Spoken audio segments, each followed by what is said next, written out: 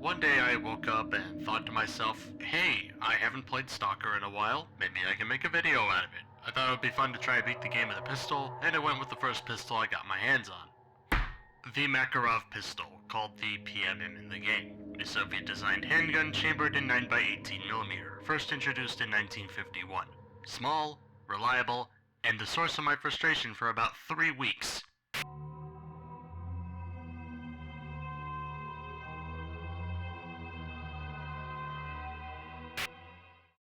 When I say with only a pistol, I really mean only the first pistol, meaning that the very first handgun I get a hold of is my workhorse for the rest of the game, no ifs, ands, or buts about it. I just have to deal with it no matter how bad it gets. If I kill someone with literally any other weapon, the run is forfeit. This is no different than any other weapon run. I've done a few of them in Fallout. If you've been here before, you know how this goes. If this is your first time here, beat the game as intended by the devs. I can do whatever I wish, however I wish, provided I follow the game in the logical intended order, and on the hardest available difficulty. You may have noticed the death counter featured in the corner there. That's a special treat for those of you who like a visual representation of agony, because I'm gonna come out and say it right now. I wouldn't wish this on anyone else, and I genuinely mean that. Normally I would come out of something this stupid unscathed or feeling pretty good. I felt like that image of Ryan Gosling in Blade Runner where he looks like this. This is the face I made looking at the credits. Buckle the fuck up.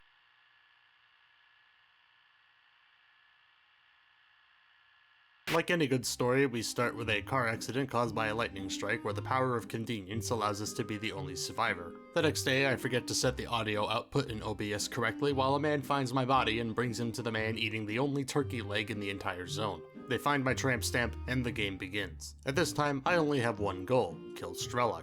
No clue who that is, as I currently have amnesia. I'm quickly retaught how to use my PDA, and I'm told to find a flash drive belonging to someone called Nimble and to speak to Wolf outside.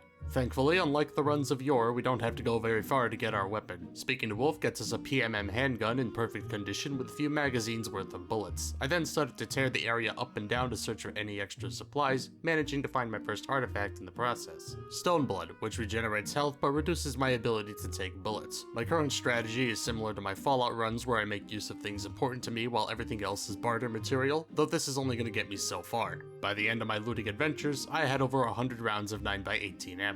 Wandered out of town to meet a man called Petrua and was told about bandits located inside of a car park. To properly test my skill, I offered to go in there myself. My logic here was that since this was going to be my workhorse for the entire game, I felt that testing my current skills would be a good idea. An important thing to note about Stalker is that it doesn't 100% work like other shooters. Just because you're aiming down sights doesn't guarantee you're going to hit that spot, be it aiming with a pistol or dumping the entire magazine of an AK-47.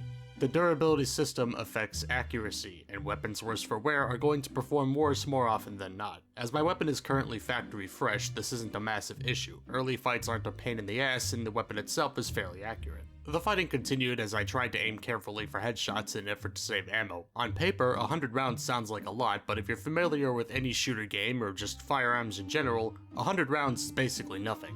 This pistol has an 8-round magazine, and in a game where your shot can deviate ever so slightly from where you were aiming and throw off your shot, aiming carefully counts. Headshots can deal good damage and occasionally provide an insta-kill, but center mass is better for a sure hit early on, but won't deal nearly as much. This isn't a big concern as we're just fighting bandits right now, but don't worry, the concern can and will get bigger. During the fight, I goofed it and died for the first time. I spent a good long while trying various tactics and ways of approaching the car park with varying degrees of success before finally being successful. I found some medkits, gave the flash drive to the trader, tried to do some shopping while he explained my thoughts perfectly. What is this shit? And topped it all off with reloading my save for a reason I have yet to understand.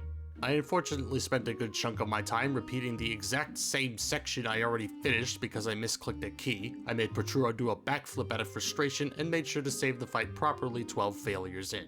Gave the flash drive to the trader again, bought some medkits, and made sure not to accidentally sell my gun. Got bonus loot from Wolf along with some jobs and a new artifact. Jellyfish. Sadly, jellyfish is radioactive, so it does far more harm than good right now and is currently useless. As I wandered towards the boar lair, I found some military men walking nearby.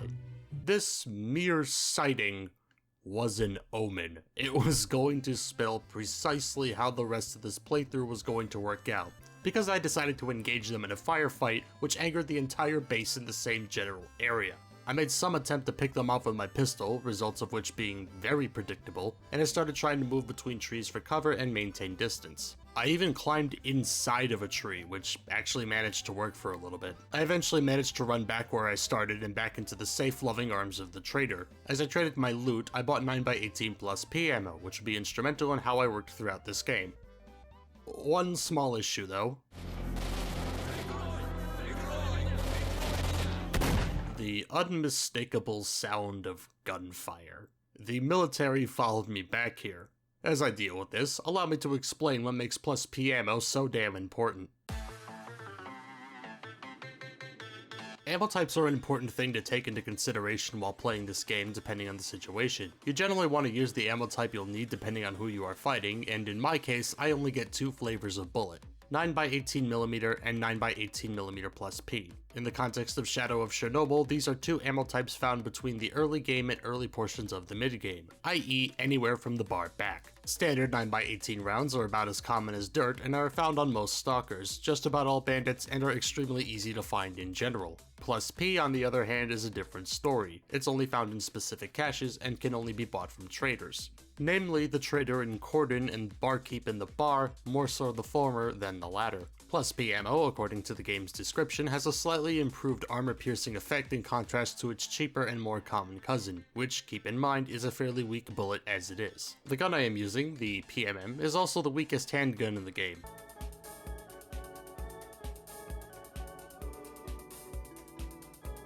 Plus P rounds are able to do just under twice as much damage compared to standard rounds, barring any loss of damage due to resistances, of course. This is crucial to know as better armored targets will eventually come into play, see the current military attack going on. So having ammo that not only does more damage but has armor-piercing potential is good to have. Also, just to rub salt in the wound and clarify how weak this weapon caliber combo is in the grand scheme of things, not including the suppressed equivalent of the PMm, every other weapon that can use this caliber does more damage.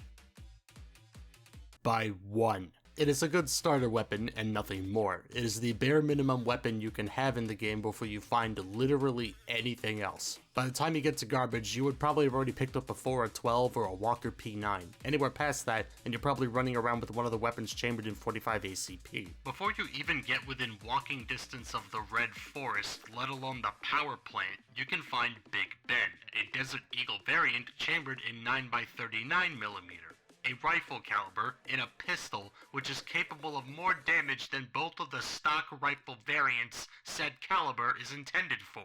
If you're at the front door of the sarcophagus and you're still using any of the 9mm pistols, you're an idiot. Or you're me. As time passed and deaths piled up, the military were eventually dealt with and I made a failsafe save just in case.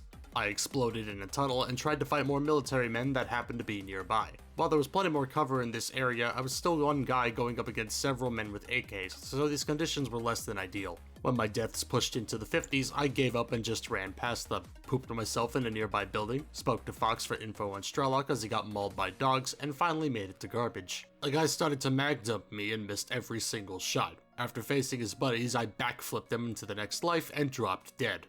I began the battle against spawn camping bandits while back and forthing between garbage and Cordon.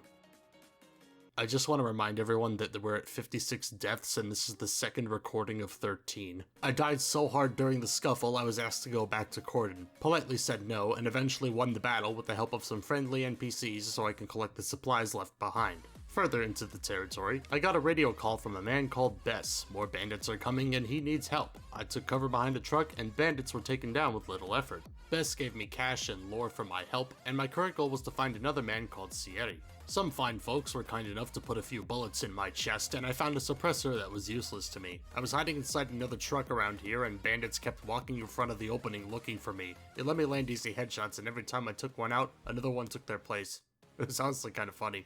At this time I was more focused on my inventory space rather than my weapon condition. It was still pretty early and I was trying to carry higher value items for better trade value and to balance weight. I found a new artifact, Meat Chunk, which has a better healing ability than Stone Blood with identical drawbacks. I got irradiated and found another cry for help. More bandits were harassing a group of stalkers at some train station and needed assistance. The pistol was starting to show some problems at longer ranges and this was only the start. It's all downhill from here and you'll see why. I died fighting bandits outside of the station. Turns out having a concrete pipe as your only cover isn't good. I eventually saved Sierra and got info on S.T.A.L.K.E.R's group stash, along with being told to head west where a man called Mole would have more information for me. Upon entering the adjacent area, a stranger told me to follow him as the military were pinning down some of his friends. And thus began my next headache of a battle. While there is plenty of cover here and new explosives to shoot at, I'm still fighting against armored men with rifles. The bright side to this is that newer AK variants were spawning, meaning I can drop the older ones without feeling like I'm wasting them. As I gained more ground and climbed up a building, I died so hard the camera left reality. Explosive barrels did only so much in the grand scheme of things, since hitting them with a pistol is a challenge within itself. Got back on the roof of the building, went inside for cover, took out the last military man, and met Mole. He gave me an earful and showed me his hole. 5 things were down here: bandits, SMGs, shotguns, me, and 409mm bullets. Lovely. This area is dark as hell with limited cover, so not only do you have limited places to hide, it's also hard to see. I hit my first funny number in terms of depths, but that only lasted so long. The flashlight is good enough, but only does so much in an area like this. You do have night vision as an option, however I only learned about it recording this run, and even then I didn't really learn about it until much later. My current situation at this point was 2 men in a dark hallway who could come out and kill me whenever. After spending a healthy amount of time getting them both, I made the naive belief that I was safe, and while searching the area for loot, some military jackass came out of nowhere and domed me. I sat on that game over screen in absolute disbelief over what just happened, did the entire fight all over again, looked for the guy, and predictably he wasn't there. What did I find though? My first bloodsucker, which ended me quickly. I snuck back upstairs to get more ammo, tried to take a shortcut protected by the might of Zeus. I dipped, spoke to Mole, did some trading, and wandered off to the local military base to get some documents. Easier said than done considering the pace shorter, but hey, let's try it! I started to poke the bear by taking some pot shots at the sniper towers, which was enough to trip their alarms. I used the local trees as cover where possible, and slowly pushed to the base while my massive supply of bandages slowed the inevitable. Once inside, I repeatedly got a face full of the Ukrainian military. I pushed inside while fighting and searching for documents, eventually found them in the back of a large building, and had to fight my way back out. I got into a game of chicken with one guy who kept landing kills on me. That's basically what this whole run is, to be honest. A long, tedious game of chicken. Loaded the base while the alarm made me go deaf, and I started to waddle off to God knows where. After dying repeatedly a handful of times, I decided I needed to refocus my goals. I put a quest marker that took me to the bar, and went into the f***ing tunnels again. While down there, I got what was probably one of the most important artifacts I could find in my opinion. Sparkler, which boosts your endurance by 36. This increases your stamina regeneration rate, which is super helpful when carrying more than 50 kilograms. I went toe-to-toe with bloodsuckers again, and realized they run away when you go into a certain room, marking another one of many cheese attempts in order to proceed. During the battle, I found Urchin, an artifact that reduces radiation but prolongs bleeding, very useful when combined with any healing and radioactive artifacts. Gunfire that didn't come from me started to fill the room, and guess who came back for revenge? And at a time when weapon jams were starting to become much more common. That's a good combo of things to happen, and don't let anyone else tell you otherwise. Ignore that rising death counter, it's just an illusion. Unlike the scratching noises you hear in the walls at night, those are real. You should move. After dealing with the finest men the country has to offer, I found some more artifacts, notably Flash and Moonlight, improvements on Sparkler which, when combined, make sprinting practically infinite when below the carry limit. I got shot at while climbing the worst stairs ever made, and made a new friend.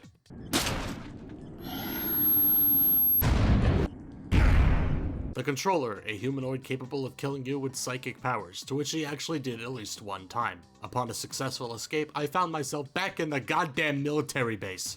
I fled to garbage, found out the bandits respawned, and realized my PMm was at 2/3 of its full condition. Coupled with being dangerously low on ammo, I needed to do some shopping. I tried to take a shortcut, but Adam remembered my antics back in Maine and wouldn't let me.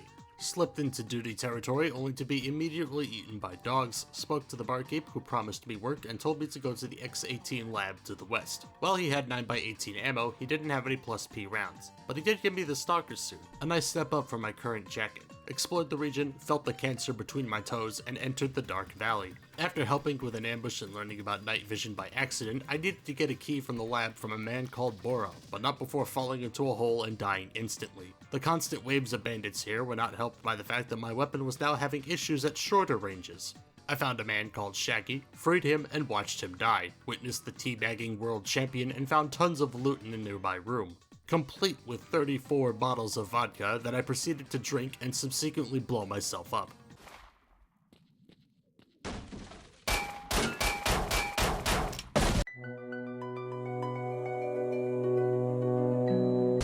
Exploring continued once my liver finished rebooting, splattered Borov's head into the wall behind him, took his keys, and waddled back to the bar to get mauled by dogs again. Here was where I started to experiment with the traders. I wanted to see if exiting and entering an area would reset the inventory, which, to my surprise, it did. I bought ammo at the bar and went back to Corden to get some plus P. I got executed by the military, bought my bullets, and then went to fight the nearby military base for reasons I genuinely cannot remember. Highlights of this adventure include the discovery of the ring around the rosy tactic, the deadliest game of peekaboo ever, dumping an AK mag into a radio and being punished for blasphemy, and this TV that I proceeded to break. Back in safety, I found out that not only do traders reset when you enter a new area, they reset whenever you load the game.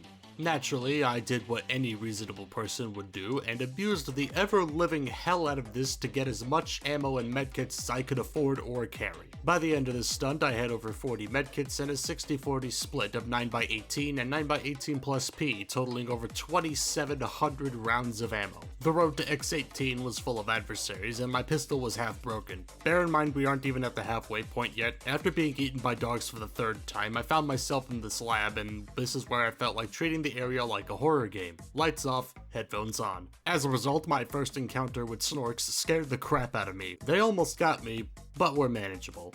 It was also here where the weapon condition indicator first appeared. Now you're probably thinking, hey dumbass, why don't you find a way to fix your gun? Unfortunately, as you can tell from my various exploits, Shadow of Chernobyl was programmed on 26 onions and a car battery hooked up to a CRT monitor. We weren't quite at repairable weapons yet. So the only option I have is to replace the gun, but the run demands I use this rotting potato of a weapon. The devil himself can explode out of the elephant's foot at the end of the game, and I still have to deal with a weapon that misses at point blank. Anyway, I got the code to the first door, some ghosts kept throwing shit at me, this door put pee in my pants, and I discovered the pseudo-giant. Being near the thing was as terrifying as it was. Trying to shoot it was a task and a half since I couldn't really see. I eventually took it down and got a look at the face that makes Flameo Hotman look beautiful by comparison, got the second code, saved the game when the screen turned red, and got locked in a room with a weird fire ghost. I picked up the divorce papers and had absolutely no goddamn idea what to do next. Ended up finding a walkthrough and shooting the fireball and passing out when my liver shut down again. Got a cutscene showing the power plant, my glitchy ass, and every rat in the country running towards me. And because this is a challenge run video and nothing is ever allowed to be simple, the military came by as soon as I came out of my coma. Shots were starting to miss more often than not, aiming down sights was becoming irrelevant. This is also the point that military men started to spawn with 9x19mm ammo instead of 9x18. This is the standard 9mm parabellum round everyone knows and loves. If this were an all pistols run, this wouldn't be a problem, but it's not, so I'm out of luck. I chased the out of the trader for a reason. I finally made it to the surface to find out the road to garbage has been closed off by the military, but the Corden trader was kind enough to give me directions to a back road I can take. A bridge made my skin feel funny as I got Kennedy'd into a previous save. The trader congratulated my survival and sent me puppies as a thank you gift, fought the car park bandits again, and gave the trader the papers I found. I now have to take a trip to the bar. Speaking to the barkeep, told me about this big stupid thing called the Brain Scorcher near Pripyat. Unfortunately, going near it right now is not an option. I need protective gear. Got some armor, got some lore, there was no hint on the map, and I pointed myself to X16. The least covert bandits ever started shooting at me after saying they would on a public radio channel. Once again, they have rifles and I don't. First set done, second set comes in. I now have to save some scientists from some local mercs. This spot has open areas and the parts that do have cover are a maze of nonsense. The tunnel was full of pain, the Half-Life reference reminded me I should stream again soon, and I tried to escort this guy to safety. If my memory is correct, I was so useless it was easier to let him die and move on. Battled mercs, got fresh pants, the snorks are here again, and there's a tunnel full of fire. I killed one snork, did my best impression of Chicken Kiev, and ran into my first zombies. The first one I knocked down was having way too much fun. Outside of the scientist's bunker, I died. As a reminder of how much I suck, watch this. That was the whole magazine. Inside the bunker, I talked to the professor. He has some psi armor prototype he can give me, but I need to help him with his research first. I followed his assistant to measure radiation, the Mario pipe of doom was full of zombies, and he died. As did I. This broke 200 deaths as the choke point on the pipe exit made us easy targets. Every death made the game's Mexico filter grow stronger, and finally on the other side, we took measurements, got shaken like a can of soda, and had the Saturday night tradition of blacking out and waking up in a bus. Went to give my measurements to the professor, the assistant wouldn't f***ing move, got the prototype from the professor, and he told me that another scientist was chilling out near a crashed helicopter. I had the urge to buy a shotgun even though using it would invalidate the run. Remembering Black Mesa, it felt like it would be nice to have one in all honesty. Does it look cooler if I hold my gun like this? No. The Mexico filter followed me to the helicopter as it felt like hip firing landed more hits than aiming, except I didn't go to the helicopter. I decided to wander around the zone for a good long while. I think I was looting, I don't remember. Halfway to the bar I had to play Ring Around the crashed helicopter. All dogs go to heaven but at least one gets to come back. Speaking of which, I ran to presumably the families of every dog I killed up to this point because this was the biggest pack I had seen up until now. Tried to record the guy playing guitar in duty territory but people kept ruining the shot. I killed the guy for that, reloaded the wrong save, pet the puppies again, and tried to sell my nearly non-existent gun. This is another section of recording where it's me just doing random things with nothing of note. The highlights include getting turned into cheese, a stalker called Smartass, one particular fight that just kept going on and wouldn't stop, the discovery of landmines, meeting freedom, stealing all their Chef Boyardee, a cutscene that was apparently supposed to play near the crashed scientists being triggered, bloodsucker jump scare, and me discovering my vision improves if I stand in radiation. My trek to the X-16 lab was met with zombies, and I think this is where note-taking Max was starting to put less effort into these notes because I wrote, and I quote, "I have a pistol that misses the side of a barn from point blank." I can only repeat pistol versus rifle so many times before I throw up. Progress was slow as slow can possibly be. I hid inside what I think was a crane, lost my progress, died hard enough to get stuck in a wall. The state of Mexico had taken over the zone, but at least I was able to see. Finally inside this stupid lab, I had to shut off the emissions. This started off great when I broke my legs and back. In an open area with snorks and zombies, I was cowering inside of a bathroom trying to take pot shots at them as they got closer to me with time. Got into another firefight with more zombies only to find the door shut behind me. The additional snorks up ahead were far more annoying than usual. Please note the amount of time left in the video because it's about to get ridiculous. Seasoned Stalker players probably already know what's coming, but I'll keep my mouth shut until we get there. I was practically throwing ammo around like confetti, making me glad I stocked up as much as I did. I was finally met with this big tower and staircases, and now I had to actually shut the machine off. By this point, I don't have to tell you what open areas are for me. There's a timer for the Psyarmor's resistance, but it doesn't cover every single spot in the area, and entering certain sections stops it and allows it to reset. However, being able to cheese the timer isn't helped by having to rely on RNG to pray for the chance that your gun might land a hit. I got jump scared by a fire anomaly. I tried to shut off the machine at the top only to realize I missed the switches on my way up. I continued to walk into fire anomalies, feeling like that bit from The Simpsons with Sideshow Bob walking into rakes. I got one more cutscene. I don't care enough at this point to tell you what happened. I have to find Ghost. His body is being guarded by a controller. Luckily, I have my tinfoil hat and I can give him high-speed lead poisoning. I borrowed Ghost's shirt since he wasn't using it right now and went down to meet the Ninja Turtles in the sewer. Except instead of turtles, it was more zombies, storks, and a pseudo-giant. Funnily enough, the enclosed space made dealing with them easier in this case. I was past the sub-1,000 rounds mark by the time I got out. When I was last at the bunker, I had over 1,700. Spoke to the professor one last time and realized I made a mistake. Like a very, very big mistake. S.T.A.L.K.E.R is very particular about how you proceed through the game. If you deviate even a little bit from the intended path, things can break. At the beginning of this video, my only condition was to get the game's true ending. To get this ending, you need to do the story in a very specific order. Namely, you have to access Strelok's group stash before finishing the X-16 lab. Failing to do this will not let you speak to Guide, someone you need to talk to get to the quest that puts you on the path to said ending. This is the 9th recording in terms of my notes, and most of it was spent wandering around the zone confused as ever, wondering why the specific guy I need to speak to isn't there. I even went to the spot he was meant to be with no luck. For all intents and purposes, I'm soft-locked. Thankfully, it wasn't the end of the world, thanks to a community poll I made back in December of last year. On that post, I mentioned unspecified runs in the Stalker games as an idea, and one commenter said this: "If you do a Stalker game and you find the guys at a campfire playing a somber song on guitar, please post the recording. I only heard it once and want to hear it again." Couldn't find it. I made a separate save specifically to look for this song. I couldn't find anything that sounded somber, but having that basically saved me loads of time. After reloading back to the music searching save, I hoofed it back to Corden as fast as possible, making sure nothing stood in my way. Shopped until I was carrying nearly 3,000 rounds of plus P ammo, and hauled myself back to the App Program Research Institute to get Sherlock's group stash. The blood moon rose once again and respawned every single bandit down there. My corpse vanished, finally found the stash, found the info about Sherlock which told me to find Ghost, learned that the controller can disable your keyboard, and did the long, painful, not to mention annoying, journey of doing X16 in all related areas all over again. I'm sure watching me struggle through this sucks, but think of it like this. You're not the one playing it. And you are most definitely not the one who had to rewatch all 27 hours of footage to mark each and every single time you died.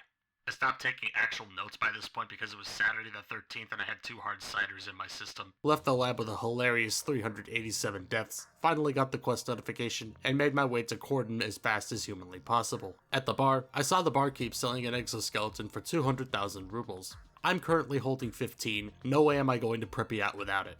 In Garbage, I stalked a military patrol for their loot, which ended in disaster. I met the guy called Guide who told me to meet Doctor in S.T.A.L.K.E.R's hiding place. My battles with the military saw no end, I briefly debated buying a fresh handgun, and the game crashed while I was in Garbage.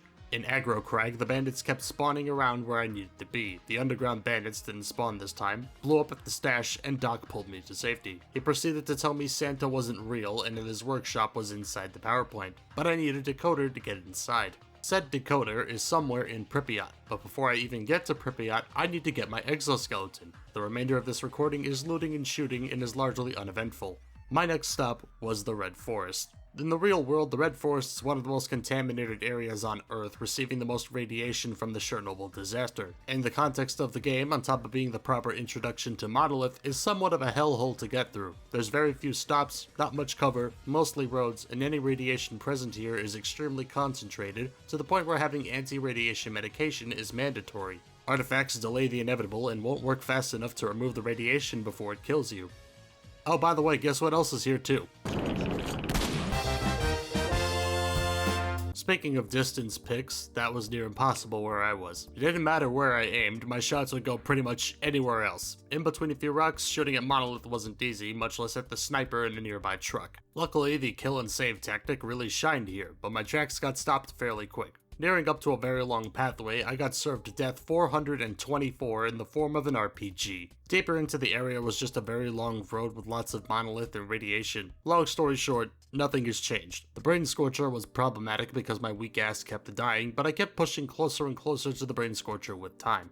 The effects on my surroundings were so bad I could barely hear what was going on around me anymore. A group of monolith tried to Donkey Kong me out of existence, found out barrels tend to explode, I was hallucinating now, and with enough time and what little patience I had left, I found myself at the doorstep of the brain scorcher. Next question was, where in the name of all that is holy was I supposed to go? Critical psi emissions meant death unless I could figure out where to go. I wandered the area like a headless chicken, hoping to find something somewhere, right up until I found a path through a train which gave me a problem in the form of narrow hallways. In a normal playthrough, this isn't so bad, but this is not a normal playthrough. I'm in a bunker with more mutants now.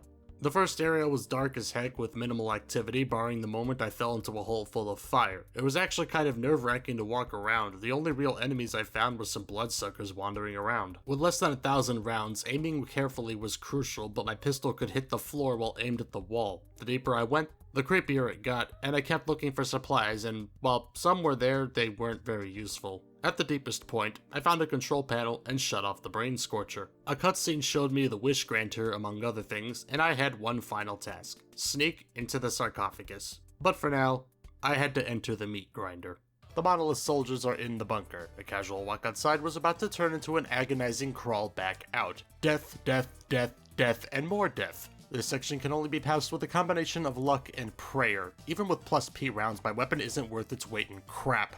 People I skipped kept showing up behind me, the camera ended up in the back rooms, and I eventually found myself with less than 300 rounds on my person, giving me the legitimate worry that I might actually run out of ammo here. I got no-scoped through a giant metal box, made it back to the room with the first bloodsuckers, and with enough blood, sweat, and tears, I finally got some fresh goddamn air. I parkoured through a sniper nest to save some time, and since I barely had over 150 rounds by the time I got outside, I decided to go shopping. Back in safe territory, I was still 100,000 rubles short to get the exoskeleton. Most of my 12th recording is wandering around and looking for loot and collecting from caches, as well as doing quests and generally just trying to get as much money as physically possible. At least 2 quests broke during this time because I didn't do them correctly, leaving me unable to get any money from them. Some military guy also spawned beyond the edge of the map, so that was a fun time. And after looting for 3 agonizing hours, I had enough to buy the exoskeleton, and the end of the game can finally begin. This behemoth of a suit is extremely tough, but removes your ability to sprint. However, you also have a carry capacity of 70 kilograms, which is pretty nice. That carry weight is irrelevant to me because my next goal is the end of the game, provided my suit wasn't totally destroyed by wild dogs. 1,500 bullets, 591 deaths, and I finally managed to set foot inside the town of Pripyat. I ignored the stalkers nearby and started pushing towards the secret stash containing the decoder I needed inside the power plant. I didn't fight unless I absolutely had to, ignoring everyone that tried to shoot me. Anomalies couldn't even do much to me right now. In a parking garage, there was an attempt to fight that was short-lived. Inside the building I needed to be, I searched for the room with the stash, found it, collected my spoils, and began to move my fat ass to the CNPP. The outside of the plant is a literal war zone. In my original playthrough years ago, this section gave me a very tough time. Strategy was the same though. Quick save when safe, try to fight if I can. A conveniently placed explosion let me through a fence, I tried to ignore the warfare around me, and got blasted by an RPG. Strategy number 2 was to hug the walls of the power plant and fight back when necessary. This area was less painful than the runs past, but I still had to deal with the RPG guy who had his aimbot turned on. The blowout timer suddenly showed up as I walked into an anomaly and died. Out of morbid curiosity, I decided to wait out the timer to see what happens. The sky turned cherry red and all kinds of things were happening in the sky. The end result was a black and white screen with loads of radiation. It was honestly kind of underwhelming. With the entrance to the sarcophagus finally in reach, I walked to the gate, ready to walk inside, and got exploded by a helicopter. I timed my entrance again, and finally made it inside the power plant.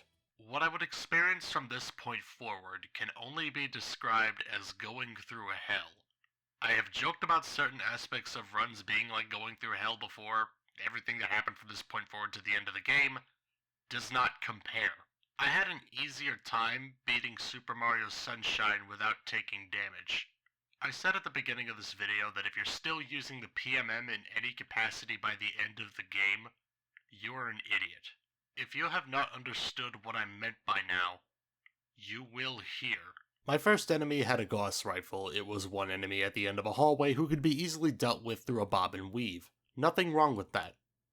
However, the entire run caved in on itself the second I turned the corner. Several monolith men in a small doorway with limited cover. Getting close to them is not an option. The small opening they shoot from is also an issue since I have a tendency to miss. I tried exploring other areas only to get caught up in a two-way battle. I hugged the wall near the other room where the men were in and failed. I got pre-fired after a reload, and it was at this point the game became sentient and started f***ing with me. Enemies started respawning behind me. The entire recording had devolved into me living for a grand total of around 5 seconds on most attempts before falling to the floor. Here's a sampler.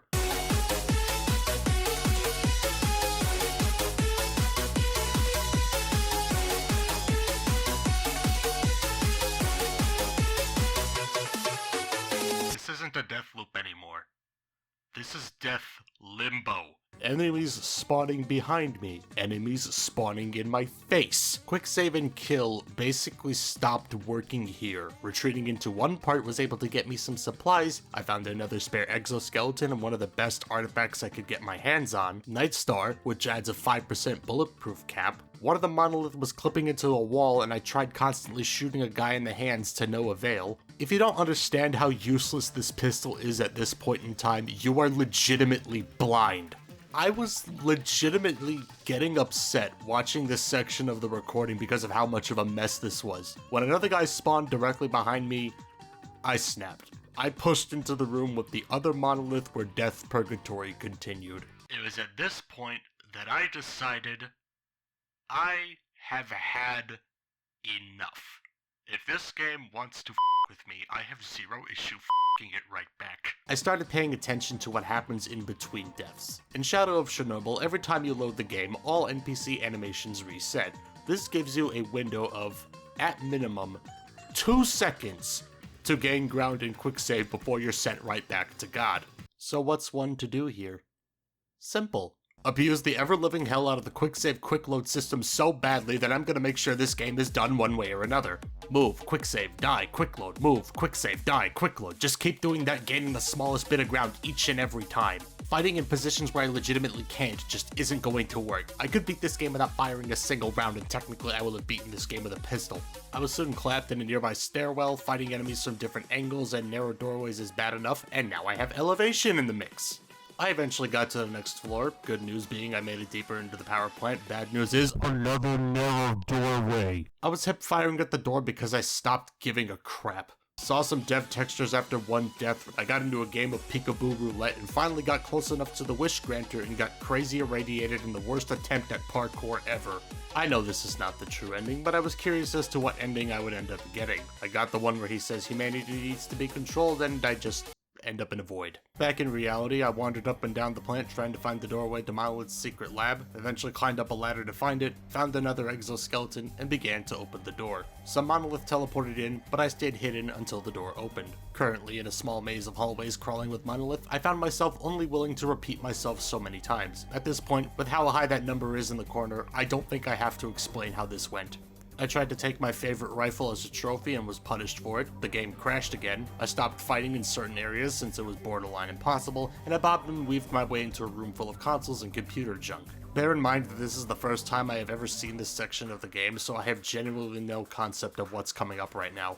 After fighting in a room containing the most cover I have ever had up to this point, I entered a room with a hologram and a few coils? I don't know what they call these things. With absolutely no idea what to do, I just started throwing random junk all over the place, including grenades, until one of the coils exploded and some fire ghosts spawned. I reloaded a save to keep things fair and started to unload bullet after bullet into them. At some point I died during this, and once the last one was destroyed, I was given a hologram of a scientist to talk to. He explained the sea consciousness, the existence of the zone, and how his group wasn't involved in the explosion of Reactor 4 in 1986. Pinky promise, I solemnly swear, so help me God, dude, trust me. He offered me to join. I said yes out of curiosity. I got put in a tube, and the game ended. Said no after reloading, and got blorped outside of the power plant with portals scattered around the area. Not sure what to do. I walked towards the first portal when some Monolith teleported in, telling me exactly what this type of section was going to be. I got through the first portal, climbed a ladder, got blown up, ran around with no clear direction, parkoured in a pipe, and had less than 1,000 bullets left over. I tried to do stealth in one area and failed camp defense, apparently. I'm skimming over a lot of this because it's really just a push to the finish. We're at the end of the game and I wanted this to be done. After parkouring off the goddamn building, the game started cheating when one of the enemies had no clip turned on. The same area is a pain because you're blind for a couple of seconds when you teleport, so more often than not, you die immediately. Timing a quick save helped this, and I entered a death loop, followed by another death loop. And at some point during this event, I passed 1,000 deaths. Do you now understand why I hated getting ready to write this script? I would just like to let you know that this count is 100% accurate. I sat through every last second of footage to count every single time I got sent to God, and I had to redo parts of the count 3 times because I accidentally mistyped the death amount. Anyway, I started sprinting for portals and ignoring fights because it just wasn't worth it anymore. One portal made me jump scare the traitor back in Cordon, and before I knew it, the very last portal was in arm's reach. As I got ever so close, ready to finish this goddamn game, some munch with an RPG blew me up.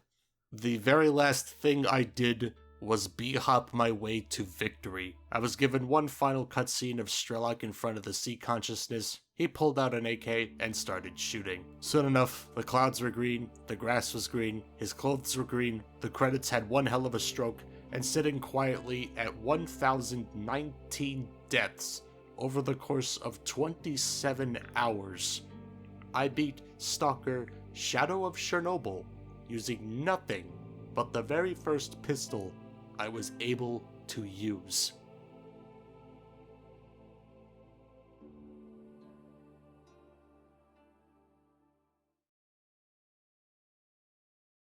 I have nothing left to say. Thank you for enduring this nightmare with me, and please, check out my previous nightmares in the playlists that are gonna show up in a moment. Get out.